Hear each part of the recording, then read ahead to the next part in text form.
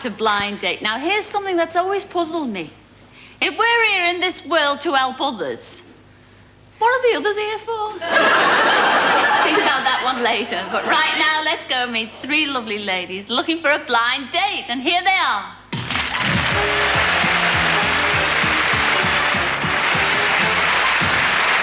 Let's start off with you, number one. What's your name and where do you come from? I'm Anne-Marie and I'm from West Yorkshire.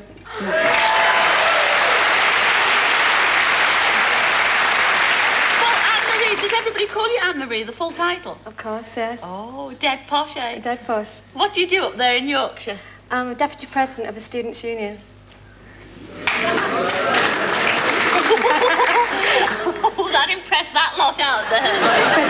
Oh, good, yes. And you've impressed everybody here too. What are your hobbies when you're not doing what you do? Well, I'm a busy woman, but I do manage to get some time for socialising, going out with my friends. Yeah.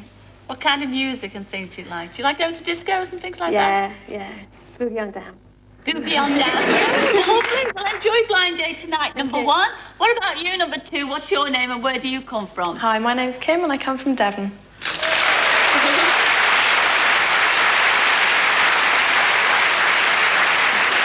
Have you got a job, Kim? I have, yes. I'm a sales consultant for a very well-known company. Are you really? What's your favourite, if you had the choice of any man that you could go out with in the whole wide world, who would he be? I knew you were going to ask this. Well, providing he's got a good sense of humour, I'm pretty open to offers. Are you? Well, within reason. Then do a blind date tonight, Kim. What about you, number three? What's your name and where do you come from? I'm Nina and I'm from Surrey.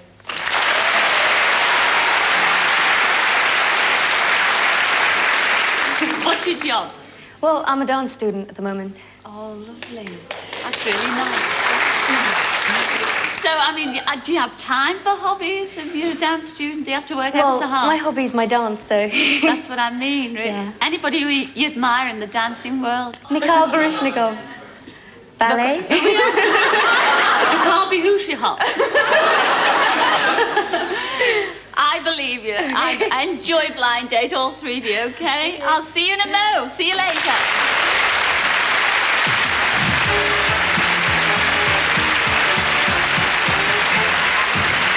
Well, those are our three girls, and here's the lucky lad who has to pick one. His name is Drew, and he's from my hometown in Liverpool. Come in, Drew!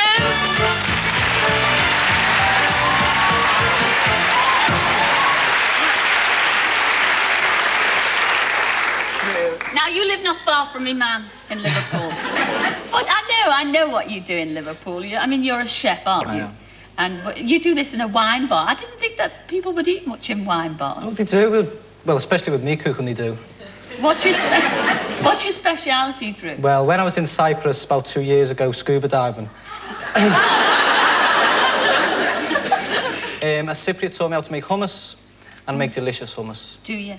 Well, Drew, the best of luck for tonight's show. And three lovely girls beyond those screens. So all you've got to do now is ask the questions, lad. Fire it away. Right. I am, in my opinion, one of the greatest chefs in the world. If I was to create a dish just for you, what would it be called and what would be in it? That's to number two. Oh, well, hi. Drew, is it? Yeah, hi. Well, you appear to be pretty good at cooking anyway, so I don't think you'll have any problem with my dish. I think it would have to be something that would reflect my personality, so it would be tender, sophisticated, beautiful to look at, and, well, you shouldn't have any problem at all with my dish. So if I was to take a chunk of you from a cow, I can call you a steak. Would that be all right?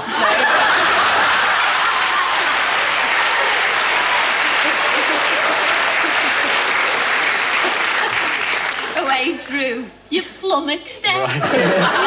Sorry about that, number two. Ask the same question to number one, please. Well, I'm a vegetarian, so if it's going to reflect my personality, it'll have to be natural, healthy and... boring. Right, number three, same question. Seeing as I'm a Far Eastern girl, I think maybe we could cook up a midnight moussaka sometime. So my hummus and your moussaka very well, wouldn't they? Yeah. Right, question 2. When I'm stuck for words, which isn't very often, I blurt out with the word Papa-zogaloo. Oh, Papa-zogaloo. Don't ask me why. What do you do when you're stuck for words? Number 3. Well, seeing as you'd come up with something as ridiculous as Papa-zogaloo, whatever, Papa-zogaloo. I'd come up with Hatini gan fare vivace. And what does it mean? Which means I'd let you speak for me, because I'd trust your judgment 100%.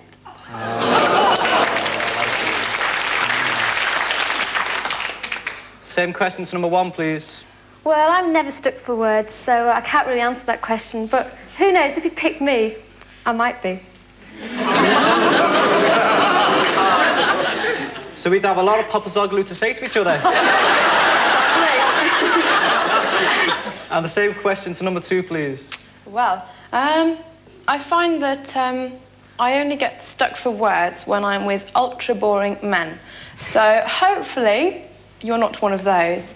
Therefore, the decision is yours. Am I going to get stuck with my words or not? I know. She sounds like you. I know. Right, 3rd and final question. If I came running up to you in the street and handed you a bunch of flowers, what do you suppose would have made me do it? Number 3. Oh, well, if you don't know the answer to that, love.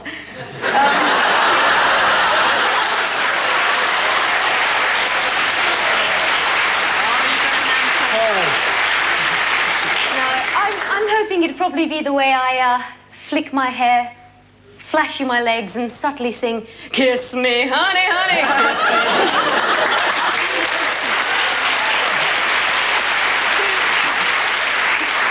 me." Right, number 2, please. Well, I think... let me think. No, seriously. Seriously, no. I think after spending a day out with me, you'd know the answer to that one. And for the last time, to number 1, please. Well, for exactly the same reason why all men act impulsively when I'm around. My looks, my style, and my Ferrari. Would you trust me with your Ferrari? Depends if we can get it in gear right. Right. That's your 3 questions there, Drew. And my heart has stopped beating more than once. Don't make your mind up just yet, because there's a quick recap from our Graham. Come on, Graham. Well, Drew, if your choice should be natural, fresh number 1, be careful. The cutlets might drive you nuts. Or maybe it will be number 2, a hot little number whose favourite dish is something sophisticated and tender. Or even number 3, who's just proved that she's never stuck for words. But it was all double Dutch to me. The decision is yours.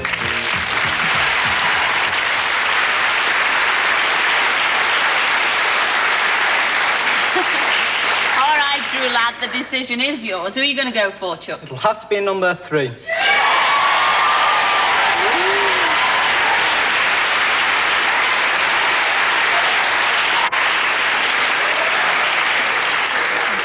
Popular choice with our audience here, but oh dear, the 3 crackers over there. And the first cracker you turned down was number 1, and that was Anne-Marie from West Yorkshire. Come in, Anne-Marie. Oh, Anne-Marie.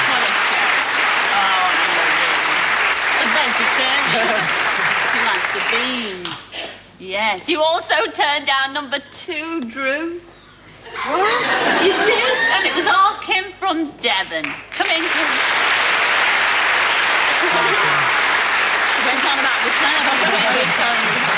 See you later. But this is it. Are you ready for the big... Bit nervous? No. Yes. Here's your blind date, Drew. It was number 3, and it was Nina from Surrey. Come in, Nina.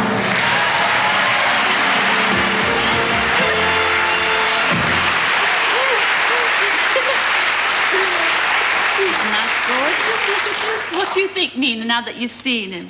Well, it's pretty good. Very good. Thank you.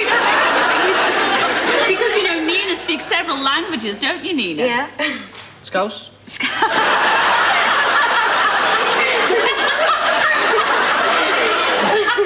No, but you can teach her all that. As well as how to make, more. yeah, the humours and everything. The hummus, whatever it's called.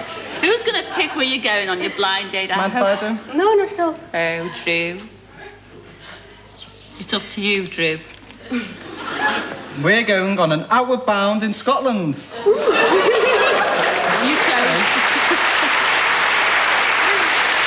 Outward bound. And that's exactly what it means. I mean, do you know, I mean, it's really going to be outward bound. I mean, you're going to have to get, you know, your thermals on and everything because you've got to have to be fighting fit for this blind date. You're going to have to walk across those, you know, mountain things with those rope ladders, you know, hand over hand.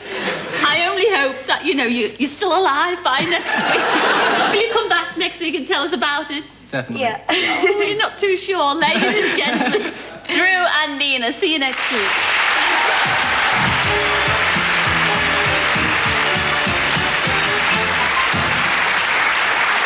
Well, our other couple from last week were Andrew and Claire. Now, they spent their blind date in Blackpool.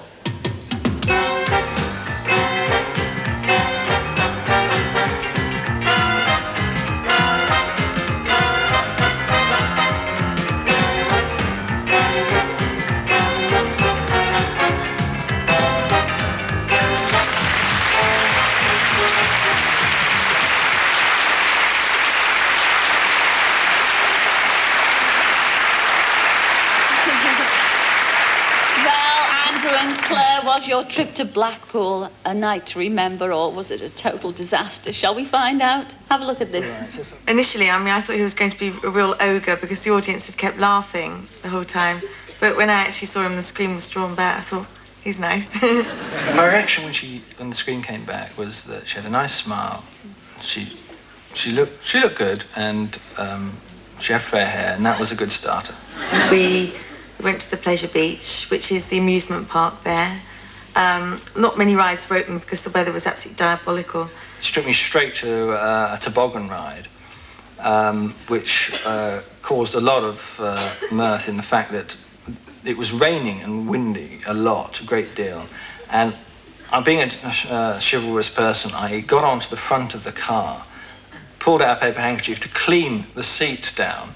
And he was leaning over the front of it, and suddenly the ride started disappearing. And you've never seen such a terrified expression on anyone's face in all your life. It starts to almost climb. They just stopped it in time, otherwise I think he might have died or something. A souvenir shop. And Claire purchased a Margaret Thatcher spitting image mask, and I purchased a Michael Jackson one. When I say he's a Mills and Boon character, now, in my time, I have read a lot of Mills and Boon's books, and the image I suppose anyone conjures up when you talk about a Mills and Boon character is your tall, dark, handsome stranger that's a bit aloof, doesn't give much away, that women sort of definitely notice the second time. In that respect, yes, he's a very Mills and Boon person. If I was to be compared to some character in a Mills and Boon book, I'd die on the spot. I'd like to think I was a Mills and Boon character too, but I don't know what he'd think about that. I don't think he's ever read a Mills and Boon. I'd much rather see myself cast in some sort of Geoffrey Archer book, perhaps, as the go-getting, horrible, entrepreneurial type. I think the idea of romance with Andrew, yet to me, would be very appealing. I'm not so sure about vice versa with him. I'm not sure how he found me, because he's very, I suppose you could call him a dark horse, really. He doesn't give away much. The thing that made me think she seemed quite keen on me was the way she tended to give me endearing looks occasionally in the limousine and fluttered her large owl-like eyes at me. Well, I think Andrew was my ideal blind date. He was very charming. He's very attractive. He was the perfect gentleman. I think she'd end up marrying someone from the royal family. I think the background and the county scene that she's obviously part of is the sort of thing she'll be involved in future. I can see her in all the fineries, the hunting gear, going to all the county balls and hee-hawing it all over the place. I think Andrew would fit in very well with the people that I know at home. he gets by very well. I have actually invited him to come down to a ball. So, I mean, the offer's there. That depends on whether he accepts it or not.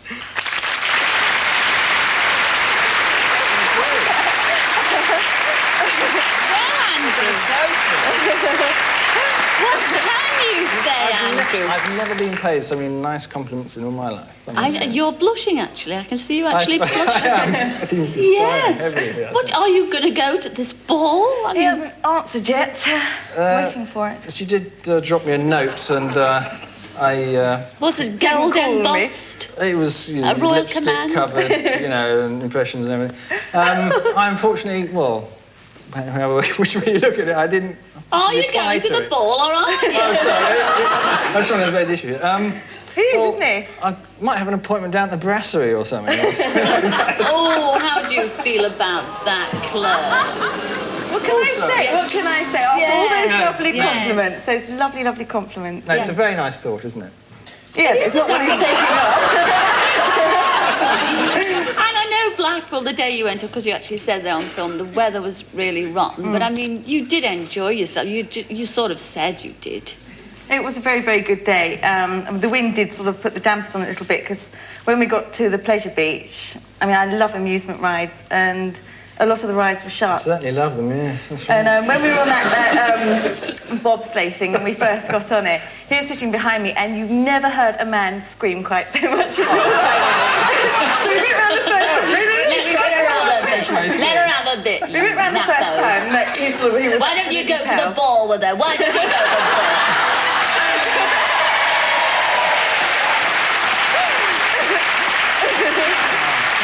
But I mean, why do you take umbrage? I mean, she did describe you as a Mills and Boon character. I mean, what is wrong with that? Tell me. It sounds a bit slushy, sort of. Slushy. Well, it's Slushy. not, you see, they always give you the cold shoulders start off Well, that he's wet. doing tonight, you see, Sounds guaranteed. Next week, marriage. We'll have to in a couple of weeks. You may not be going to the ball or whatever, but are you going to see each other again? Well, providing I Ball don't... or not? Well, something... No, I won't say it. No, go on, sing. As long as I don't lose my address book along with my car like I did a couple of weeks ago, yes, I will keep in touch. Oh. And send a Christmas card. And with a bit of luck, a Valentine's Marry card. me.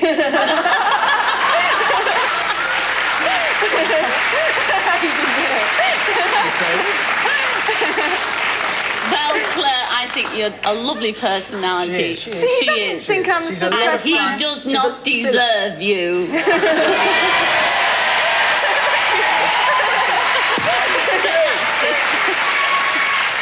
What did I say? Go to a ball, that's what you I will go to the ball.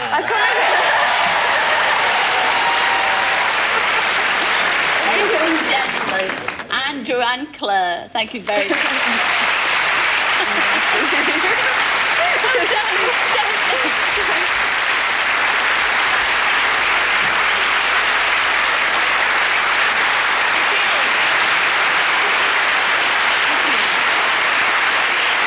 Well, that's all we have time for this week, but we will be back next week to see if Julie and Senna and Drew and Nina enjoyed their dates, and as usual, we'll have a lot of more dates for you. So until then, ta-ra then, ta-ra!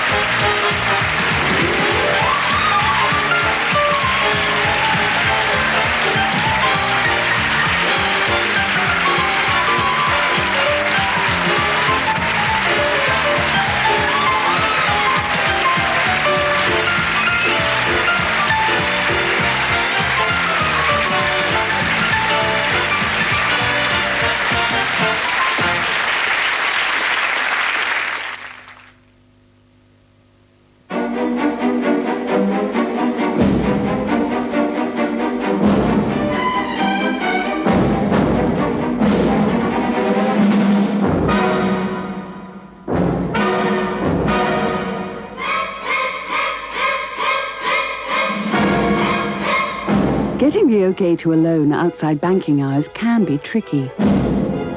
Of course, if you bank with Girobank, you can arrange a loan by phone up to 8 at night, Monday to Friday, and on Saturday mornings. For more information, call us on 01 569 8000 anytime. Cheers, Harry. Nice one. Evening, George. Hello, Lenny. So, how's Val and the kids? If I ever get home to see them, I'll let you know. Loop the loop? Yeah, Val's idea. Heinz old soup. It's different. So, guess who I took home this evening? One of those blokes that does the news, you know, what's his name? Gordon or Trevor something, isn't it? I think even you can tell the difference between those two, Lenny. Heinz whole soup. It's different. Welcome aboard Air Swatch Flight 229. To prepare for takeoff, please be sure your seatbelts are securely fastened.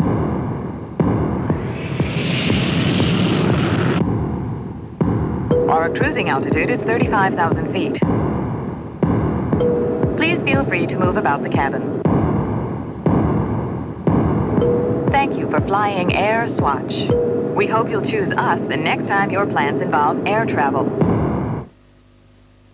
When you pick up this Christmas booklet from Argos, you'll pick up hundreds of amazing gift ideas, because at Argos, it's so easy.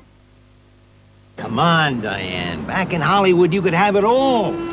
A real penthouse suite in a real skyscraper with a real pool. Let's have a coffee and discuss it, shall we? Well, you know, I'm used to real coffee. Oh, I think we can manage that. Nescafe's special blend and roast really does have a richer, smoother taste. Now, that's what I call a real cup of coffee. Had a feeling you might. Nescafe, coffee at its best. As darkness fell, something evil stirred outside. A knock on the door. You saw it all, didn't you? A hand reached out. Murder was getting closer. The moment had arrived. Operator, get me the police. This is an emergency. And then, well, you'll have to watch Murder, She Wrote, Saturdays at 8 on Central.